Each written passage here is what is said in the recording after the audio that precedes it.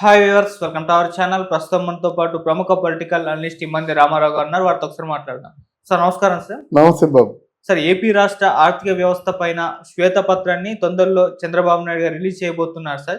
అయితే ఈ శ్వేతపత్రంలో చంద్రబాబు నాయుడు గారు ఈ అప్పులు ఏదైతే ఉందో ఏపీ రాష్ట్రం వ్యాప్తంగా ఉన్న అప్పుల్ని చూసి ఆయన కంగు తిన్నారు అనే ఒక వార్త ప్రచారంలో ఉంది. అంత మొత్తంలో వైసీపీ అప్పులు చేసిందని అంటున్నారు. నిజంగా మరి అప్పులు ఎంత చేశారు? ఈ శ్వేతపత్రంలో అసలు ఏముంది? మీరేం చెప్తారు సార్ దీని గురించి? ఈరోజే ప్రవేశపెట్టారు అన్నమాట అసెంబ్లీలో. తాజా వార్త మాట ఇది. మనం గతంలో చెప్పుకున్నాం.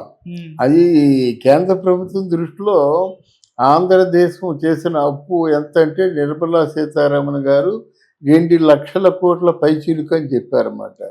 అది కేంద్ర ప్రభుత్వం ఇచ్చింది. మిగతా తనఖాలు, తాకట్లు, ఈ మద్యం మీద అప్పు చేసింది ఎంత చూసినట్టయితే అప్పుడు 12 లక్షలు అనుకున్నాము. ఈ లెక్కలు చూసి అథారిటేటివ్గా చెప్తుంది ఏమిటంటే 13 లక్షల కోట్ల పైచిలుకు అని చెప్తున్నాడు అనమాట. దీనికి సమాధానం చెప్పాలి జగన్మోహన్ రెడ్డి అండ్ కంపెనీ. లేకపోతే చార్టెడ్ అకౌంటెంట్ కదా, విజయసాయి రెడ్డి గారు చెప్పినా బాగానే ఉంటుంది. లేకపోతే దొంగలుగా మిగిలిపోతారు. అవినీతి పరులుగా కాదు, దొంగలుగా మిగిలిపోతున్నారు. దీనికి సమాధానం చెప్పాలి. సమాధానం కూటమి కూడా, బీజేపీ కూటమి కూడా, ఎన్డీఏ పార్టీ కూటమి కూడా దీన్ని నిగ్గు తేల్చాలి. ఎందుకంటే నేను ఎంత గట్టిగా చెప్తున్నాను, అవినీతి చేసేసి చేతికి అందిన చోట ప్రతి ఒక్క చోట కూడా అప్పులు చేసేసి 13 లక్షల కోట్ల రూపాయలంటే ఏమిటండి? 5 సంవత్సరాల్లో వాళ్ళు ఇచ్చింది కూడా అంత ఉండదు. సంవత్సరానికి 2 లక్షల కోట్ల రూపాయలు చొప్పున వాళ్ళు కేటాయించినట్టయితే ఒకవేళ 10 లక్షల కోట్లు అవ్వదు. అంటే ఇలా కేటాయించగలిగితే వాళ్ళు కేటాయింపులన్నీ సమయానుసారంగా వాళ్ళు కేటాయిస్తారు.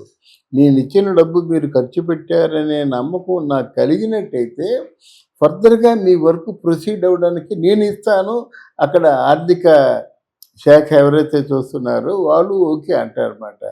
ఆర్థిక శాఖ చూసేటువంటి నిర్మలా సీతారామన్ లేదంటే మనకి 29 రాష్ట్రాలు ఉన్నాయి, వీళ్ళకి ఇచ్చినట్టు వాళ్ళకి ఇవ్వాలి. వాళ్ళ అకౌంటబిలిటీ ఉంది, వీళ్ళకి అకౌంటబిలిటీ లేదంటే ఎంతవరకైనా సరే ఆపేస్తారు. ఏదో 8 రకాలైన కారణాలు చెప్తూ. ఇక్కడ చంద్రబాబు నాయుడు గారి బాధ ఏమిటంటే అసలు ప్రజల్ని చూడకుండా, జాతీయ సంపద ప్రజలకు ఉపయోగపడకుండా నీ తాలూకు లగ్జరీ లైఫ్కి ఉపయోగించుకుంటావేంటి? అక్కడ తాడేపల్లిలో పెద్ద ప్యాలెస్ 100 కోట్లు, రుషికొండలో పెద్ద ప్యాలెస్ 100 కోట్లు, ఇక్కడేమో లోటస్ పాండ్ ఉండనే ఉంది, అక్కడ 33 ఎకరాల్లో బెంగళూరులో ఉంది. ఇవన్నీ ఏమిటి? లక్షల కోట్లు విద్యుత్, బెంగళూరులో ప్యాలెస్కి లక్షల కోట్లలో బకాయిలు ఉన్నారన్నమాట. అంటే గొప్పవారి గోత్రాలు చూసి చెప్పుకుంటే ఇంత నీచంగా ఉంటాయని మనకు తెలియదు. ఇప్పుడు వాళ్ళు చంద్రబాబు నాయుడు అడిగే ప్రశ్న ఒకటి, ఈ శ్వేతపత్రం రిలీజ్ చేస్తున్నాను, ఇది కాదని మీరు ప్రూవ్ చేయగలరా? కాదంటే చెప్పండి, నేను రుజువు చేస్తాను. లేదు, మీరు 26 జిల్లాల్లోనూ కూడా 26 ఆఫీసులు పెట్టుకున్నారు కదా వైసీపీ కార్యాలయాలన్నీ. అంటే జీవితాంతం వైసీపీ రూలింగ్లో ఉంటుందా? నీ రూలింగ్ 5 సంవత్సరాలండి. 5 సంవత్సరాలు కాగానే బోర్డు తీసేస్తారు కదా. బీజేపీ వస్తే బీజేపీ వాళ్ళు పెట్టుకుంటారు, ఎవరు వస్తే వాళ్ళు పెట్టుకుంటారు. అక్కడ స్థలము నీది కాదు, అక్కడ నిర్మాణ ఖర్చులు నీవి కావు, ప్రజలవి. ప్రజలకి ఇంక దేనికైనా కేటాయించవలసిన డబ్బులు ఒక్కొక్క చోట 500 కోట్లు, మొత్తం 26 రాష్ట్రాల్లో చూడండి ఎంత అయిపోతుందో. అది నీది కాదు కదా. మరి ఎంత దౌర్జన్యం కడుతున్నావు? పబ్లిక్ బోర్డ్స్ క్లబ్ అని ఇక్కడ తెనాలి దగ్గర ఎక్కడ ఉంది, బోర్డ్స్ క్లబ్ అని ఉంది.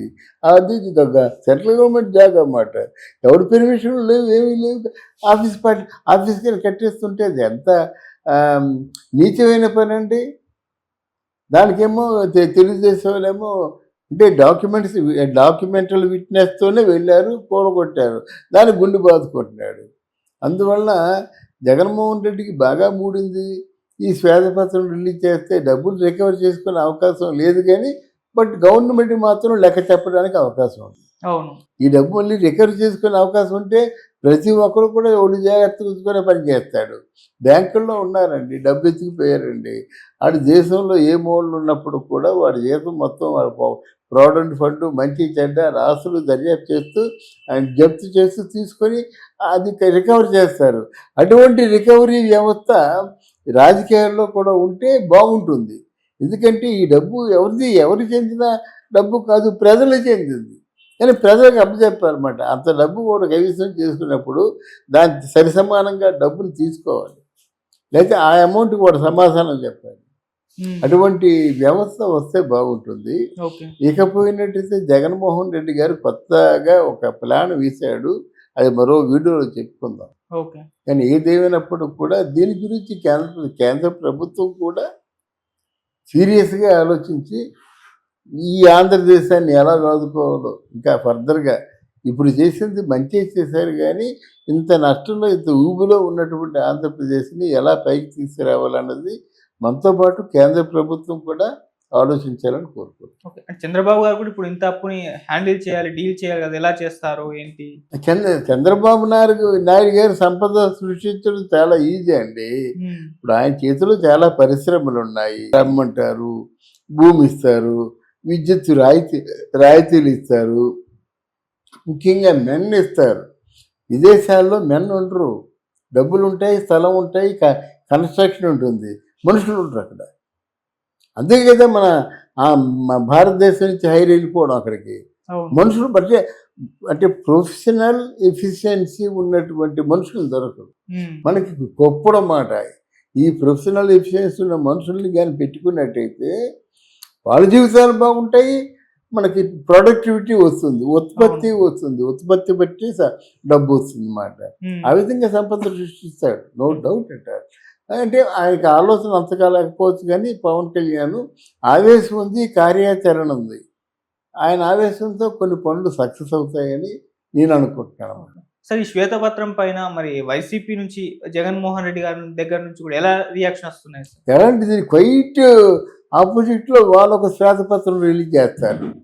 విజయసాయి రెడ్డి అయినట్టుగా ఆ వెంకటేశ్వరుడు పాదాల సాక్షిగా నేనంతా నిజమే చెప్తున్నానని చెప్పి ఆయన అబద్ధాలు చెప్పాడు. అలాగే మరి నిజమే చెప్తున్నానని వాళ్ళ వెర్షన్ వాళ్ళు అబద్ధాలు చెప్తారు. ఏమనంటే ఇప్పుడు కాదు అంతకుముందు చంద్రబాబు నాయుడు ఏం చేశాడు, అన్ని చచ్చిపోయి అన్నాడు అయిందో, మామకి వెన్నుపోటు పొడిచాడని చెప్పేసి